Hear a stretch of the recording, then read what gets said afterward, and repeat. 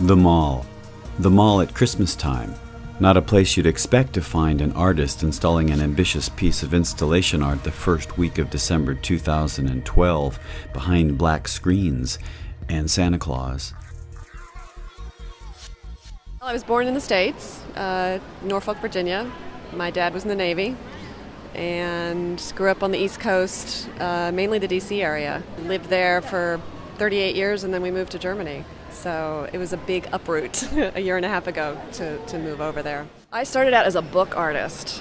I was doing sort of sculptural book objects, very interested in content and story. Not as a storybook, but as a piece of sculpture, as a piece of art. I say paper artist because that's really the medium I just love. I just can't get enough of paper. This is O'Brien's second installation at Huntington Mall. In 2011, she and her team concocted Grace's Garden, featuring hundreds and hundreds of paper flowers and butterflies surrounding a mannequin on a swing. O'Brien was brought to the mall by the Washington, D.C.-based Microwave Project, devoted to installation art, co-founded by West Virginia native Mary Cook, who has helped to make both installations.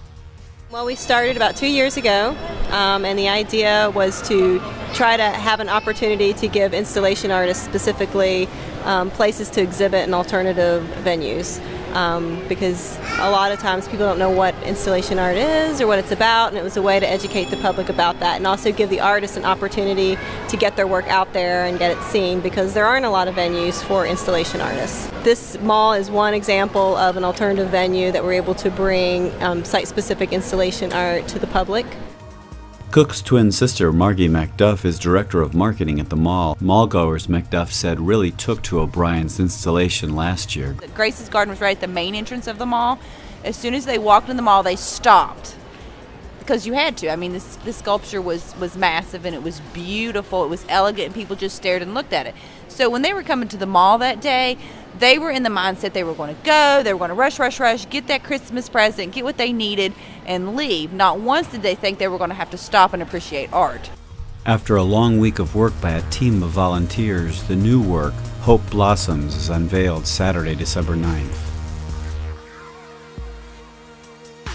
It features a swan's head of paper flowers and cherry blossoms galore sprouting on a tree beside a pond composed of the cut-up letters of the Emily Dickinson poem, Hope is the Thing with Feathers. Brenna Engen, the artist's niece and part of the team, recites the poem. Hope is the thing with feathers that perches in the soul and sings the tune without the words and never stops at all. And sweetest in the gale is heard, and sore must be the storm that could abash the little bird that kept so many warm. I heard it in the chillest land and on the strangest sea, yet never in extremity it asked a crumb of me. The pond is not only filled with poetry, but will be interactive over the 6 months the exhibit will be up, says the artist. It's a poem about hope and coming through adversity and resilience. We wanted to incorporate that into the piece. I like to use text a lot in what I do, having started as a book artist, so it just seemed like a fun thing to do, to throw it into the pond. And what we're hoping to do is invite people over the next 6 months to write what they hope for on little slips of blue paper and throw them into the pond, like a wishing pond. Yeah. So by the end of the 6 months, hopefully it will be filled with lots of text from people having written their hopes. So a little corny, but... The unveiling caught the eye of sisters Pauline Tiller and Mary Biggs, who loved last year's installation and liked this one. It is beautiful. I have never seen anything like it. In a mall yet? Yeah, in a mall. We were just reading about, how it, how she made it and the paper and all that. Beautiful.